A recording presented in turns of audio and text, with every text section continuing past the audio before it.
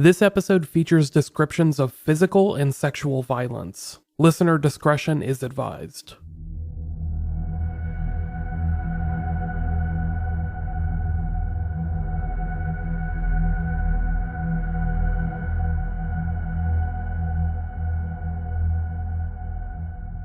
As the sun rose on February 3rd, 1980, it cast an ominous glow over the New Mexico State Penitentiary, a large gated facility right on the outskirts of Santa Fe. Smoke continued to spill out of the facility, but it appeared as if the fires inside were finally burning down. However, an unmistakable odor continued to hang in the air, which many of the inmates, law enforcement, authorities, and prison officials would be unable to shake in the years to come. Surrounding the prison were dozens upon dozens of National Guardsmen and police officers who had established a perimeter. Armed with rifles and other munitions, they were prepared to maintain order should push come to shove. Throughout the night, many of them had stood vigil, waiting for the men inside the prison to attempt anything. They had received conflicting reports about whether they were to storm the prison that Sunday, but for the time being, they just had to wait and see.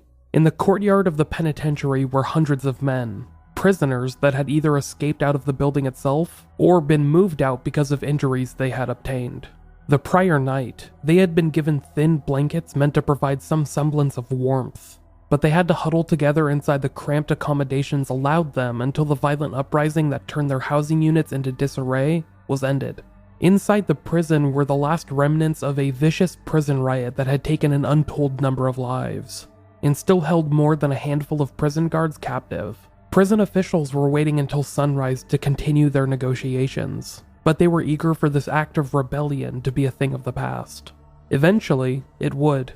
The riot would eventually be brought to a close, but many questions, as well as consequences of this brutal violence, continue to linger to this day. This is part 3 of the New Mexico State Penitentiary Riot.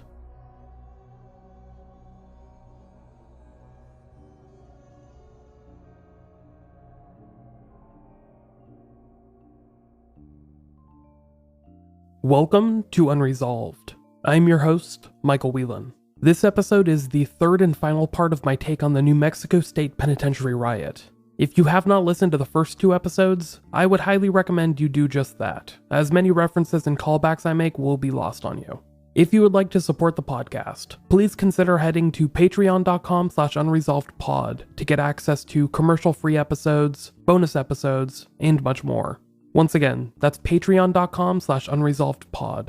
You can also support the show by leaving a rating and review on iTunes, or by buying some podcast merch. Just head to our website, unresolved.me, and click on the store icon at the top of the page. Likewise, to learn more about the show, just listen through to the close of the episode, or visit the aforementioned website, unresolved.me. Now, without any further ado, here is part 3 of the New Mexico State Penitentiary Riot, titled The Devil's Butcher Shop.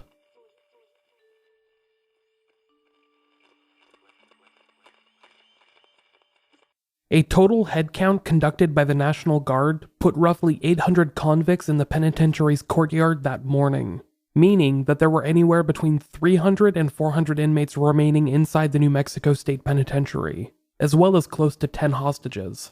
This gave law enforcement and prison officials a rough idea of the struggle that lay ahead of them, as they desperately continued to draw up plans to gain control of the prison. Just before dawn, on the morning of February 3rd, 1980, Deputy Warden Robert Montoya and his mentor, Deputy Secretary of Corrections Felix Rodriguez, returned to the command post. Climbing the steps to Tower 1, they continued their communications with the inmate nicknamed Chopper 1, the man that had named himself the lead negotiator for the inmates. Together, these 2 administrators asked Chopper 1 how many stretchers would be needed.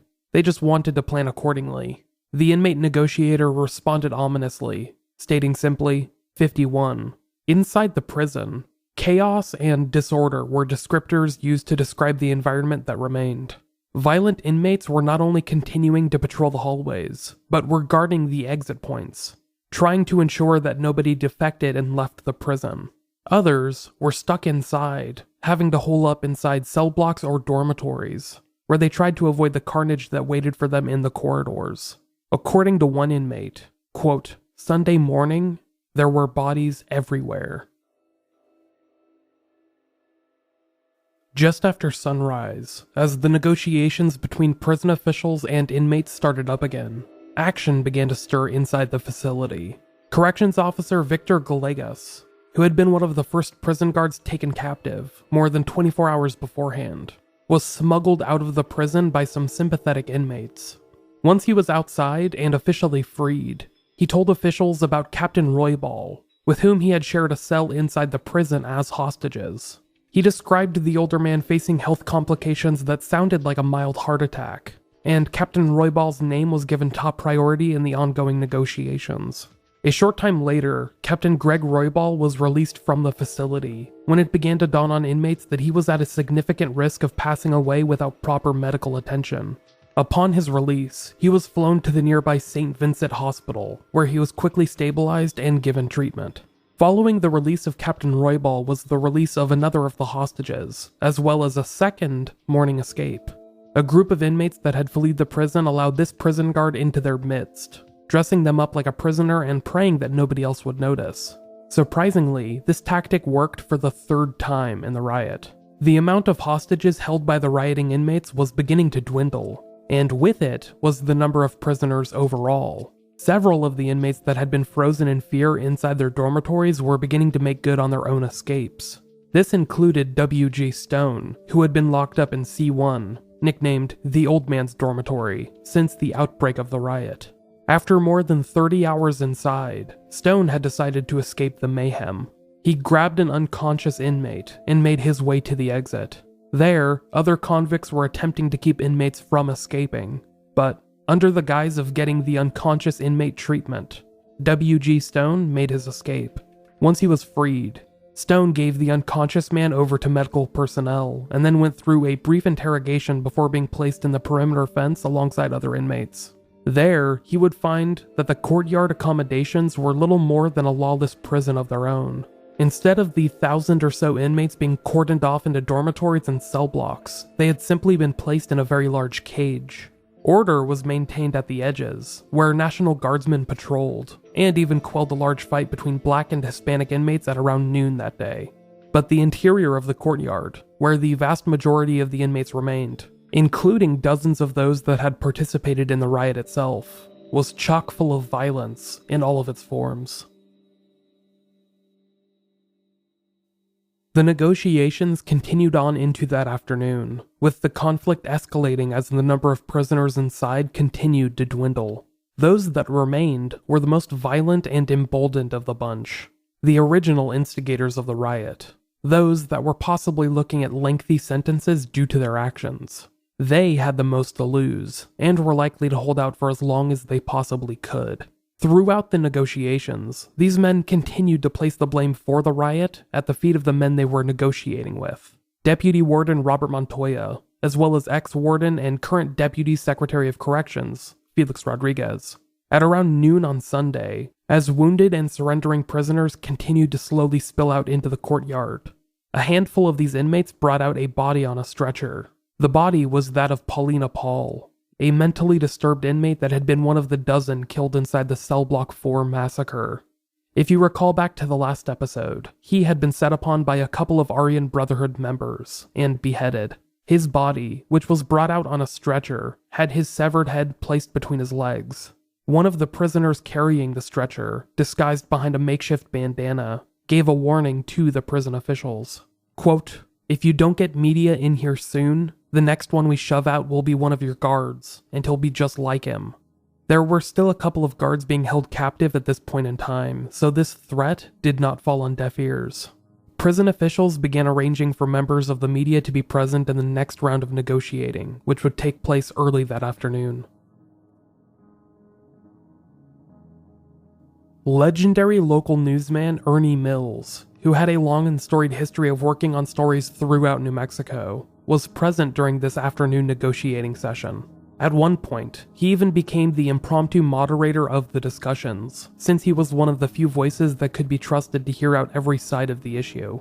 A handful of prisoners, which included Lonnie Duran, Vincent Candelaria, and Kedrick Duran, of no relation to Lonnie, spoke to reporters during the session. Here, they voiced their demands to lift the riot, and expressed concern over the potential follow-through from prison officials. After all, the New Mexico court system had demanded wholesale change for the penitentiary in the preceding years, but those court orders had gone unenforced.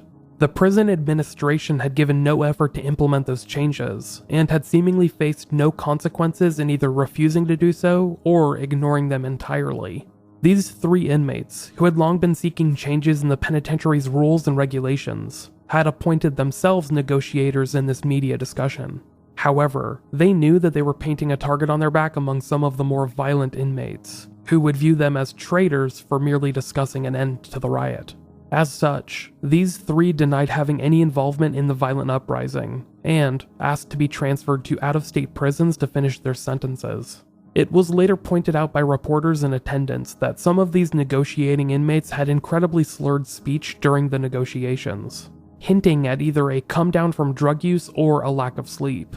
Either was possible. Eventually, these men were able to broker a peace with prison officials, and negotiated terms with none other than Felix Rodriguez, the ex-warden of the penitentiary, who was still well-liked and revered by most inmates, despite leaving his position half a decade before.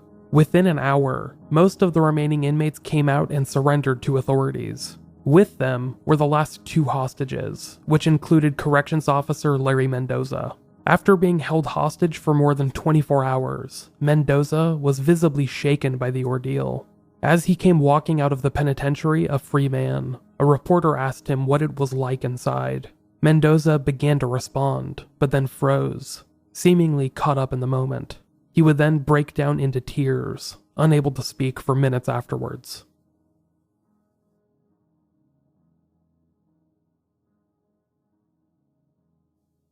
Despite the overall surrender of the facility back to state authorities, there were several stragglers that refused to give up ground so easily. These were the violent inmates, who knew that they would likely be facing harsh penalties for their role in the riot. Over the 2-way radio channels, authorities could hear inmates inside discussing plans to go out swinging, giving up their own lives in the process if need be. These inmates, numbering around 100 in total, threatened to continue the riot as long as possible and resist from the interior of the prison. This led to a final siege of roughly 24 SWAT officers. With no more hostages, there was no more reason to pull any punches. Forces were given the okay to use lethal force if necessary, but to end the crisis as peacefully as possible. The SWAT officers began their siege early that afternoon, followed closely by National Guardsmen. Thankfully, they were able to end the riot with no more inmate deaths, managing to neutralize the remaining rioters with non-lethal rounds. These men were then paraded out to the courtyard, where some were thrown into the cage that others had been held in for hours, where the remaining prisoners were being temporarily housed. Others were held in isolated cages, where they would undergo hours of interrogations as prison officials continued trying to learn more about the main instigators. Despite the riot itself coming to an end, the cleanup effort was just beginning.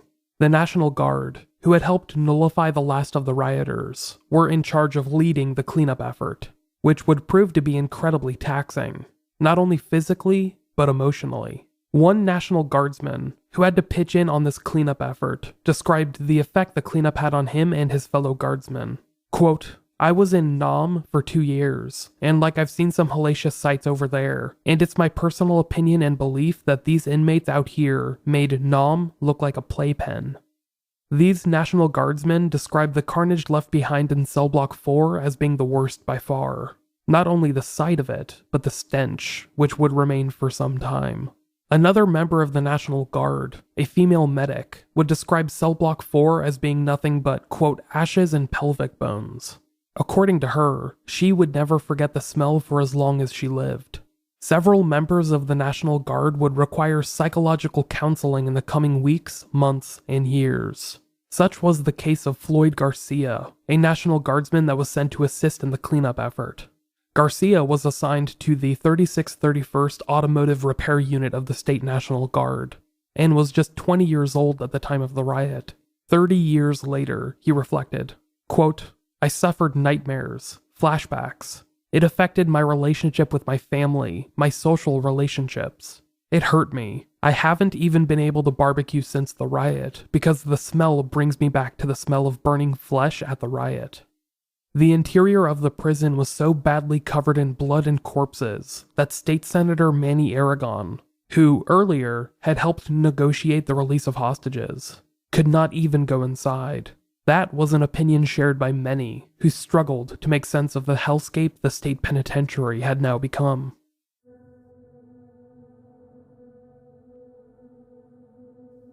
The process of figuring out temporary housing for the inmates currently detained in the prison's courtyard would take days, as National Guardsmen led the cleanup effort of the facility itself.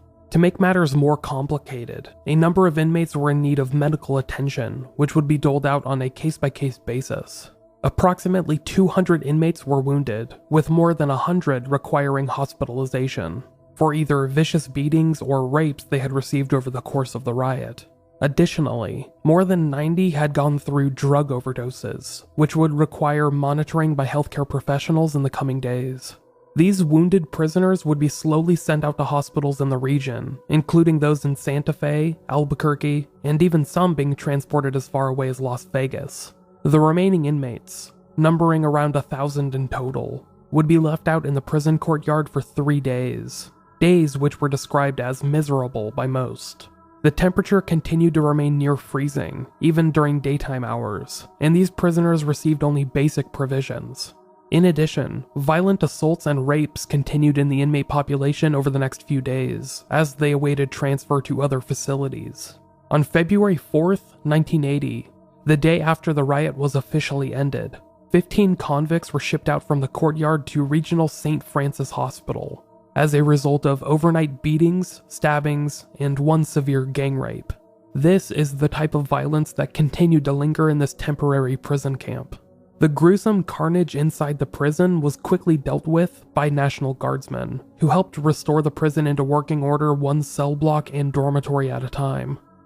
As they did their best to transport the corpses within and clean up the carnage, prisoners were sent back inside to be temporarily lodged until more permanent accommodations could be made. Some inmates refused to go back inside to the dormitories, where they feared they'd be targeted by others for payback. This included some of the inmates that had quickly surrendered to police in the riot, or had expressed apathy towards the rioters. Despite their pleas, they were forced into compliance by prison guards and law enforcement, and they were sent back into the state pen. This fear was felt by many in the prison population, as many members of the execution squads, those that had roamed the prison with weapons just days beforehand, were now back in general population. A handful of those that were known to prison officials were sent to be housed in the relatively undamaged Cell Block 6, but the others remained unquarantined, seemingly free of any consequences. Back inside the state penitentiary once again, prisoners had to deal with many of the same issues that had plagued them before the riot. Irregular access to water and toilets, limited exercise and visitation, and a damper on male privileges for months afterwards. Over the coming weeks, many inmates would be shipped out to other institutions, many of which were in other states entirely. 90 inmates were sent to Oklahoma, while 148 were shipped to the United States Penitentiary in Leavenworth, Kansas. 79 were sent to Georgia, while 30 were shipped to Colorado and 14 sent to Arizona. Of the 14 men transported to Arizona, 10 were sent back when it was discovered that New Mexico officials had tried to hide their criminal records. It appeared to Arizona officials that New Mexico had falsified documents in an attempt to ship out violent convicts, unnecessarily labeling them as snitches in need of isolation or segregation. This was an issue that would proliferate many cases in the wake of the New Mexico State Penitentiary Riot, as the staff had to recreate entire behavior reports and parole/criminal records from the ground up. They would have to rely on staff memory and outside offices in order to rebuild their documentation, because virtually every shred of paper inside the prison had been intentionally burned by inmates.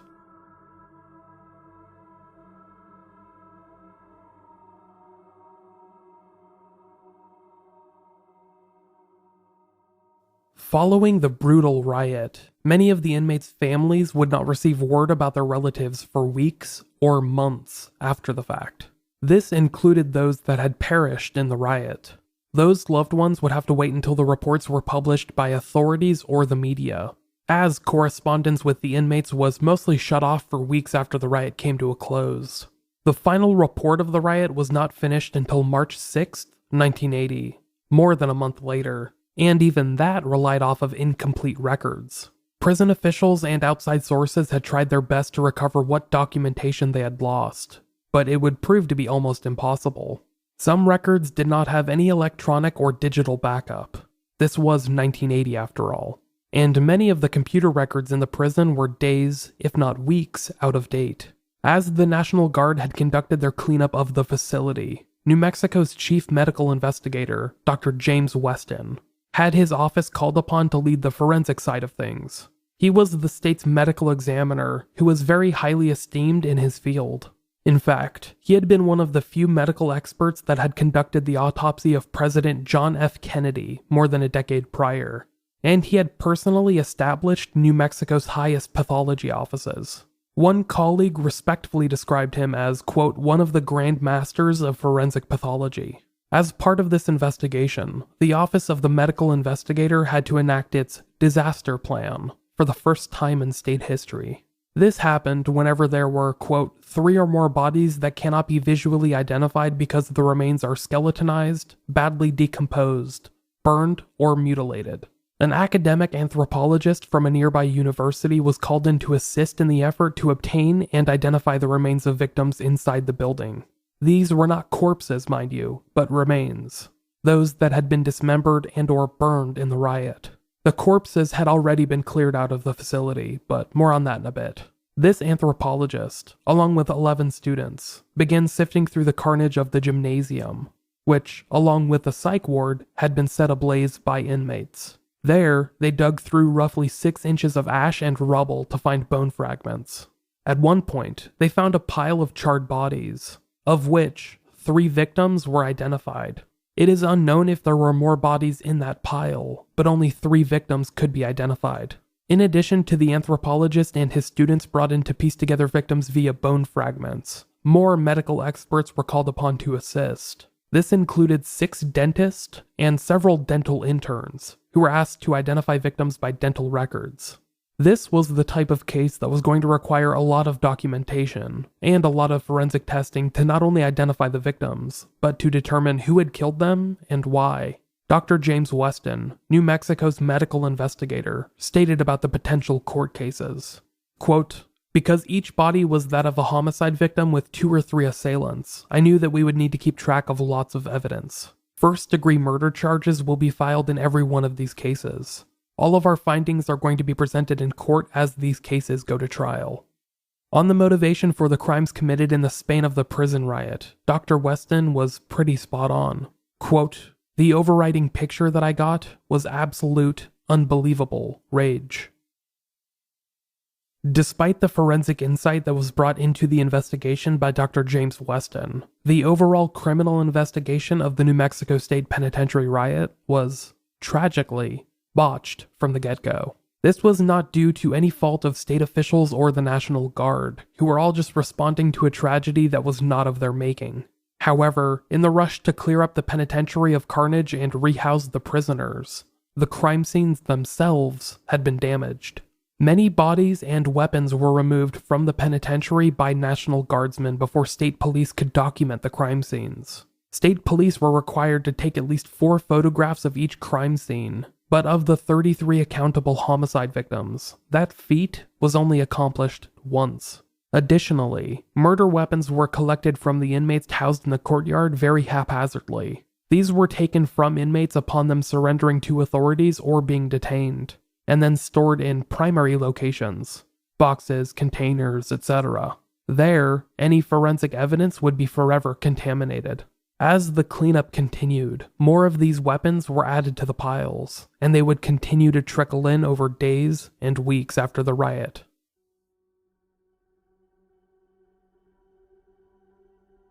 In the book titled The Devil's Butcher Shop, author Roger Morris goes into extensive detail about not only the riot itself, but its buildup and the fallout. He would utilize mostly primary sources and government documentation to craft his story, which includes a number of bleak theories about the investigation and the overall victim count.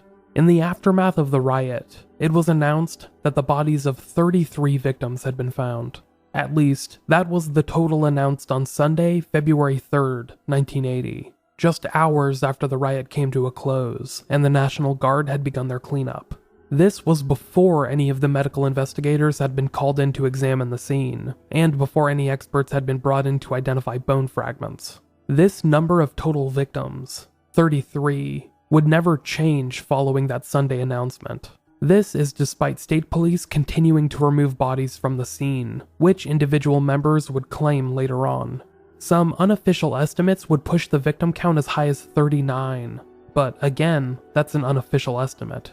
In his book, Roger Morris explains that the true victim count may never be truly known, and that's because we don't know the exact number of prisoners that were inside the prison at the time of the riot. Most, if not all, prisoner documentation was burned in the riot itself, and the total number of prisoners was not backed up anywhere else. Investigators were unable to retrieve any secondary sources for a prisoner count, and had to try to recreate prisoner intake forms through outside sources. Roger Morris also mentions in The Devil's Butcher Shop that some of the riot victims had been so badly burned in the riot that their physical details were unknown. This included not only hair and skin color, but their weight and other identifying features. This would make identifying victims a near impossibility, especially if they did not have comprehensive dental records, which was definitely the case for many inmates. On March 8, 1980, following the release of an investigative report into the riot, New Mexico Governor Bruce King spoke to the media and stated that he was, quote, totally satisfied with the count of 33 casualties of the riot. However, this seemed to be in direct contrast with his own department's accounting, which listed 20 prisoners being unlocated entirely, 8 men being in places other than what official documentation showed, 5 men having been mysteriously paroled ahead of their eligibility period, and 6 being held in federal prisons that had no record of ever housing them. And that's just what was reported at the time. Other prisoners were potentially lost forever in the burning of the penitentiary's records. When asked about the discrepancies between the official tally and the statements from state police, who had claimed to move bodies out of the penitentiary in the days after the 33 victim total was announced, Governor King stated that those were just witnesses under, quote, emotional duress.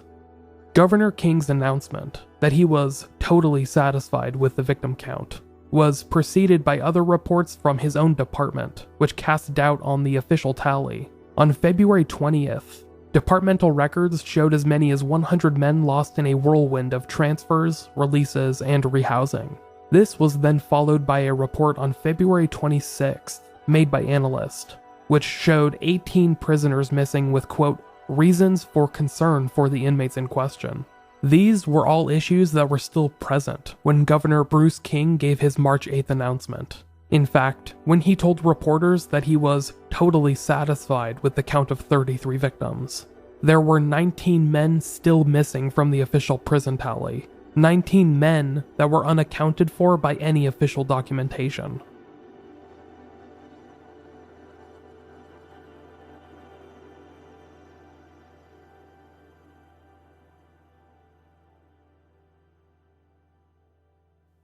Just days after the riot, on February 5th, 1980, Santa Fe's district attorney announced that he would ask for the stiffest penalties possible. Just days later, it would come to light that prisoners were being refused their constitutional right to legal counsel, in direct violation of the court orders that prisoners had demanded in their negotiations. Following the news of this refusal to give prisoners the right to legal counsel, a New Mexico assistant attorney general would tell the press, quote, we are not recognizing court orders directing prison officials to allow lawyers to see their clients. Those court orders just aren't worth the paper they're printed on, in my judgment. A special riot prosecution staff was assembled, which consisted of more than 40 attorneys. Together, they hinted at pursuing more than 80 separate crimes involving more than 100 prisoners, but soon showed themselves as having much more bark than bite. The prosecution was able to achieve several convictions and guilty pleas, but witnesses and defendants claimed that prison staff had leaned on prisoners to testify in exchange for safety. In essence, the prosecution just continued on the same kind of snitching program that had contributed to increased tensions before the riot.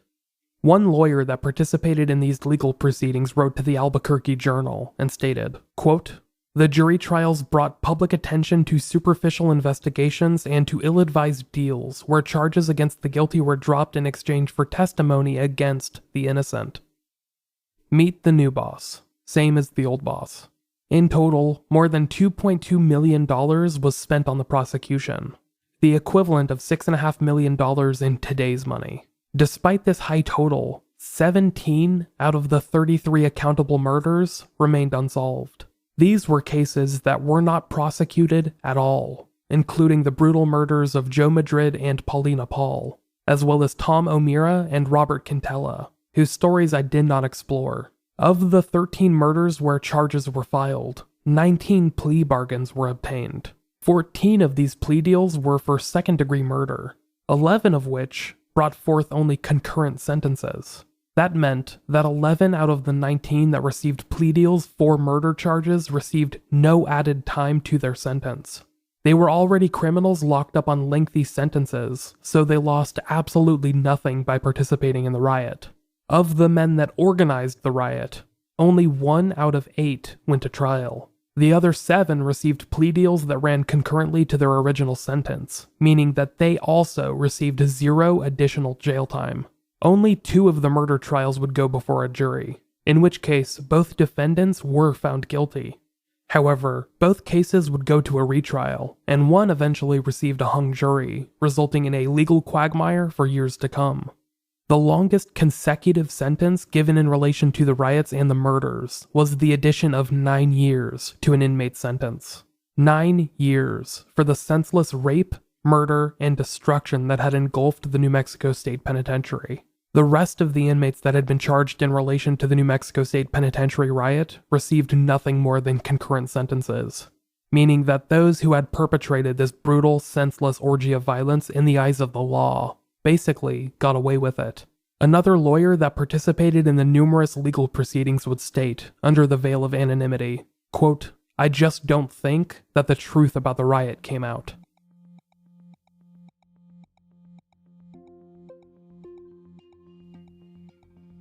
Months after the riot had come to an end, New Mexico State passed a bill granting $87.5 million to the prison system. With this new legislation, New Mexico was announcing its intentions to build another new maximum security prison, with roughly $50 million in state bonds reserved for that construction, and were planning to refit the current state penitentiary as a medium security facility. Another large portion of this bill allowed the state to set aside money for lawsuits.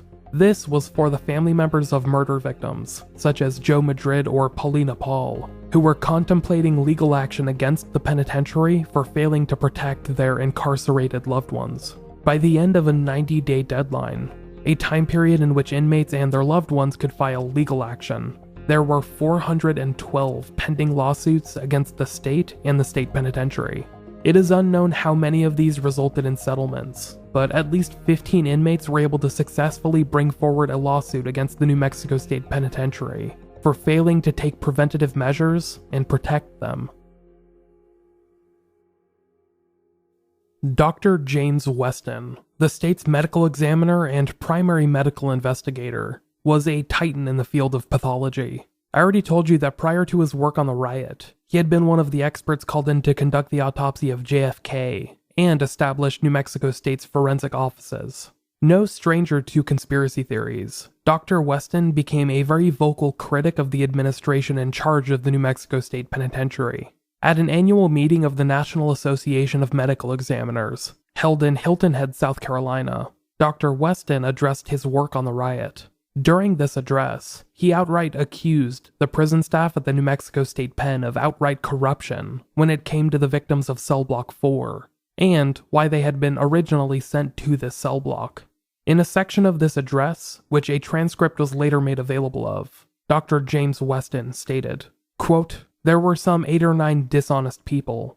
Of this 8 or 9, about 6 of them from time to time accused various members of the prison crew, who had not been in a situation financially to come up with the wherewithal of the bribery that was expected of them, of being snitches, so that the victims, of whom there were 33, actually only 17 had actually been snitches in the eyes of the eyewitnesses who were called ultimately to give evidence. The rest had just been accused of being snitches. In case you found that a little hard to follow, you're not alone. But Dr. Weston basically accused the prison staff of extorting prisoners for bribe money. When they failed to follow through, they were then sent to cell block 4 and labeled snitches. That is what he was hinting at least. Dr. Weston pointed to this odd occurrence of inmates being labeled snitches for no real justification, as being evidence of rampant corruption in guards and prison officials.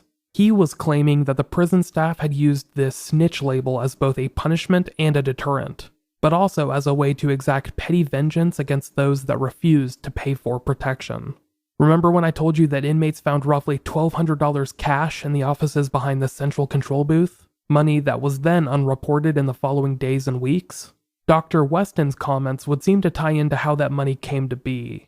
Dr. Weston seemed to be pinning the blame for some of the men in cell block 4 at the feet of prison officials, claiming that some who had been beaten, tortured, and murdered in the cell block 4 massacre had only been there because the staff members labeled them snitches.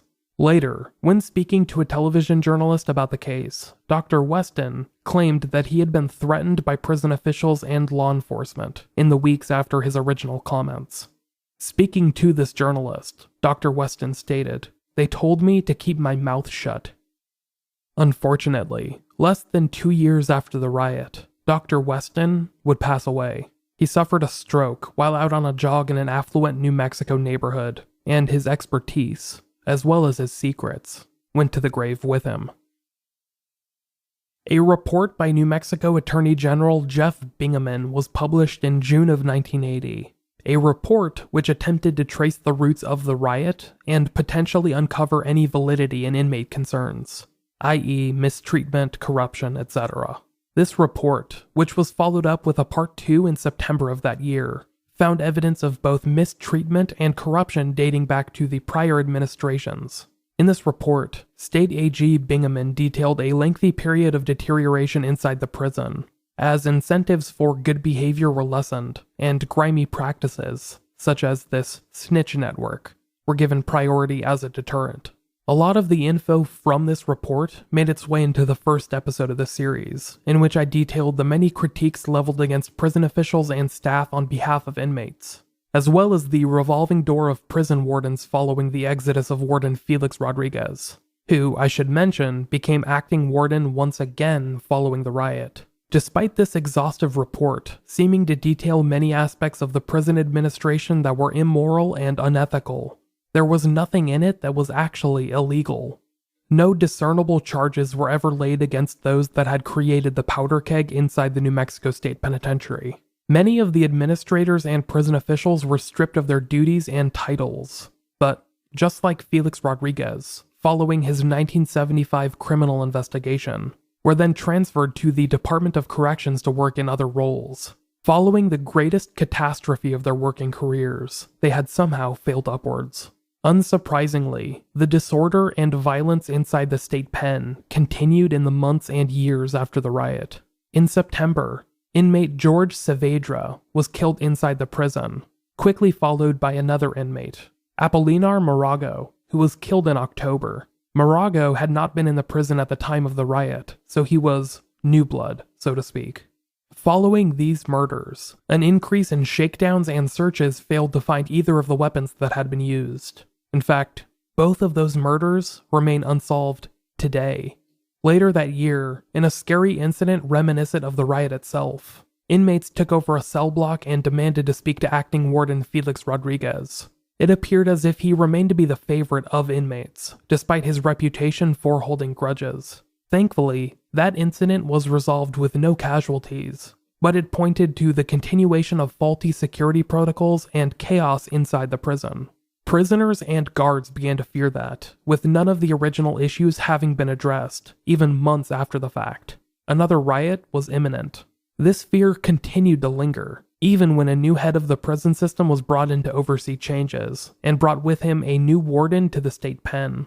After all, the new warden ended up inheriting most of the same staff that Felix Rodriguez had hired, and kept in place many of the same conditions that led to the riot. On May 15, 1981, more than a year after the riot, a new report was completed by Daniel Crone, an attorney with experience in prison litigation on both sides of the aisle. He described severe and widespread violations of the law running rampant inside the prison, including, quote, across-the-board disobedience of the standards mandated for maximum security inmates, inconsistent classification procedures, totally unsatisfactory conditions for food preparation, citing a report which called the pen kitchen an imminent public health hazard, unsafe and unsanitary living units, and an absence of reasonable provisions for the physical safety of inmates. It appeared that the hiring of a new yes-man to head the prison, and a new coat of paint, had done little to enact actual change inside the state penitentiary, and most of the prison's practices had not changed one iota. 3 years after the riot, a lawsuit filed in federal court warned of the potential for another riot, similar to that from 1980, due to the administration's apathetic response. This actually resulted in a consent decree, which put New Mexico's prison system under federal oversight for the next 2 decades. This act, however, would change very little in the immediate future. In 1987, the Albuquerque Journal published an illuminating series of exposés that detailed justice and injustice in the New Mexico penal system. This was more than 7 years after the riot, but the series included a passage that I find incredibly pertinent. Quote, New Mexico's prisons are expensive to operate, crowded, and extremely violent. Most of the deep-seated problems that led to the 1980 riot are still present at the state's maximum and medium security prisons. The rapidly growing inmate population in those prisons still lives in a system supervised by underpaid, overworked, and poorly trained corrections officers. Rules governing inmate conduct change frequently and are inconsistently enforced. The system for classifying inmates is flawed. Entrenched gangs wield significant power, and an active snitch system further undermines the authority of wardens and guards.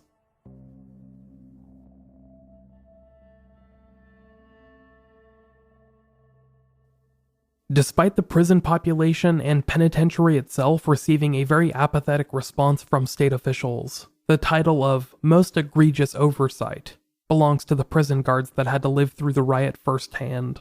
In the aftermath of the riot, 7 of the 13 guards taken hostage were hospitalized. These were the same men that had to endure horrifying beatings and sexual assaults from inmates, and who struggled to recover in the aftermath. When the riot was finally brought to an end, the prison staff introduced their own list of demands to prison administrators and staff officials, threatening a strike if their demands were not met.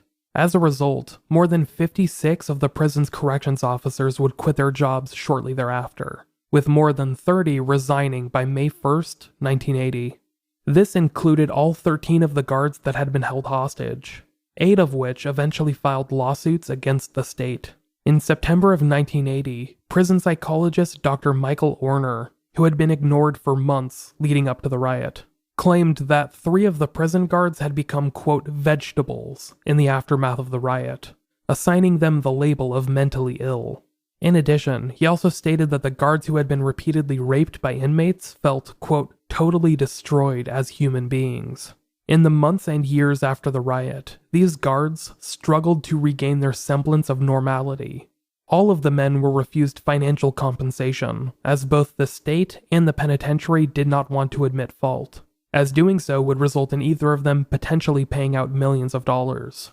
Several of these former guards had to rely upon disability checks for some time after the riot.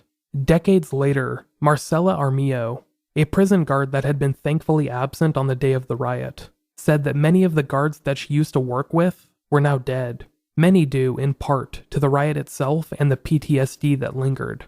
Quote, a lot of them were never right again. Many of them started drinking. Decades later, when the state offered the opportunity for the surviving guards to receive medals for their work in the riot and its aftermath, Marcela criticized the state's corrections department.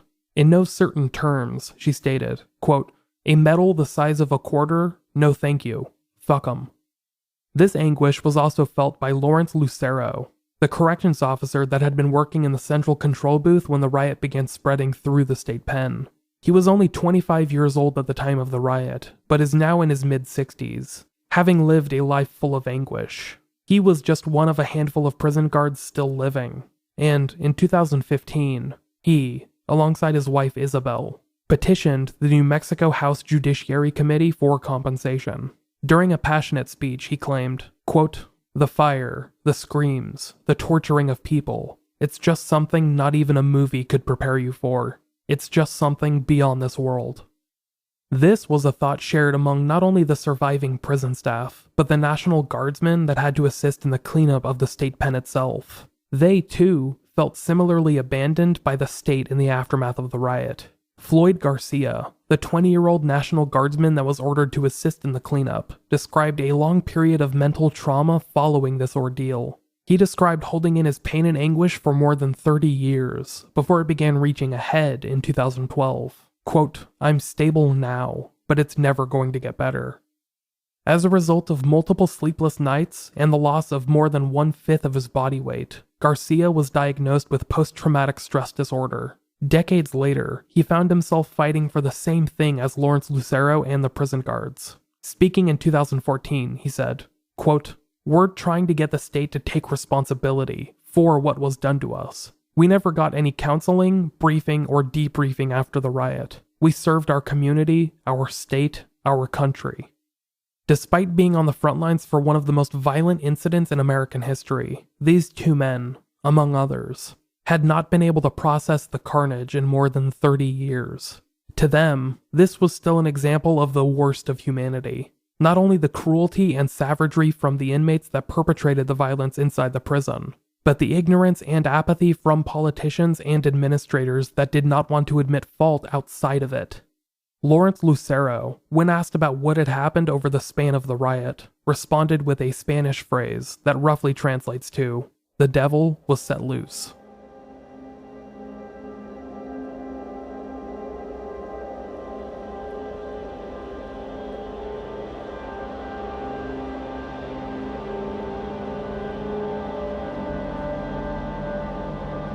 The site of the New Mexico State Penitentiary Riot was permanently shuttered in 1998, following a long history of decrepit failings and disrepair. It was nicknamed Old Main, and the remaining prisoners were then transferred to facilities in the area, such as the new maximum security institution built nearby. Nowadays, the site of the riot is open to the public. There, you could sign up for a tour that takes you through the facility itself, and takes you section by section as the riot unfolded. The clocks are even set to the times that certain events unfolded, such as the collapse of the Central Control Booth and the Cell Block 4 massacre. The current Department of Corrections, long removed from the tenure of Felix Rodriguez and his Santa Fe 11, wanted to preserve the legacy of the riot so that it may have more resonance in the future. They asked former guards and inmates to contribute to the tour, recording videos and letting visitors know how it all unfolded from a first-hand perspective. In addition to being a tourist attraction, one of the few in desolate New Mexico, the site of the riot is also a filming location. I told you about a few of the movies that have filmed in this location, such as The Longest Yard and All the Pretty Horses, but a number of productions have used the grounds to film for a very low price. As I hinted at in part 1, the site of the riot, Old Main, as it is now known, is rumored to be haunted by the souls whose lives were lost inside the building. Many of the crews that have filmed at this location report odd happenings, such as doors randomly closing, loud shrieking sounds, and other stuff that makes you wonder if the paranormal might have a basis in reality. Despite New Mexico closing the case on the riot many decades ago, many continue to question the official narrative. How many prisoners were truly lost in the riot? Could it have been prevented? Did we, as the general public, do enough to support those that needed it? Perhaps, most importantly, could an event like this happen again? I could list a number of articles detailing mistreatment inside American prisons, including a particular story detailing a violent uprising that occurred in another New Mexico penitentiary just last year, in September of 2017. In that case, prison officials tried to hide details of the incident for close to a year, which included several violent assaults and the overthrow of a cell block by violent inmates. You could actually see video footage of that incident, which I'll link to on the Unresolved social media pages and websites. It seems like the more things change, the more they stay the same. We keep throwing prisoners into powder kegs of violence and hatred, and either cheer or laugh at their suffering. But when they get released, or when they turn that violence back at those they perceive as perpetuating a broken system, we end up acting shocked or horrified. Is it really so confusing why men and women that get treated like animals end up acting like it? Despite the New Mexico State Penitentiary Riot being profiled in a handful of documentary projects and a couple of outstanding books, its place in history is seemingly forgotten. When you ask people about Attica or Alcatraz, they'll likely know at least something. But the New Mexico riot remains immersed in a fog that clouds many of the issues which remain relevant today. Because of that, in addition to the numerous questions I posed just a moment ago, I consider the story of the New Mexico State Penitentiary very much unresolved.